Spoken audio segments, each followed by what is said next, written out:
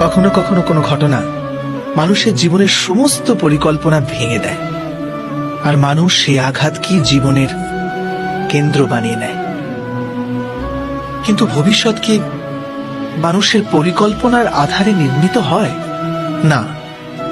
যেভাবে কোন উঁচু পর্বতে যে ব্যক্তি সর্বপ্রথম চড়ে, সেই পর্বতের পাদদেশে বসে সে যা পরিকল্পনা করে, সেই পরিকল্পনায় কি তাকে পর্বতের শিখরে পৌঁছে দিতে পারে? না। বাস্তবে সে ব্যক্তি যত উপরে ওঠে তত নিত্য নতুন পরীক্ষা, নতুন বিড়ম্বনা, নতুন ধরনের অবরোধের সম্মুখীন হয়।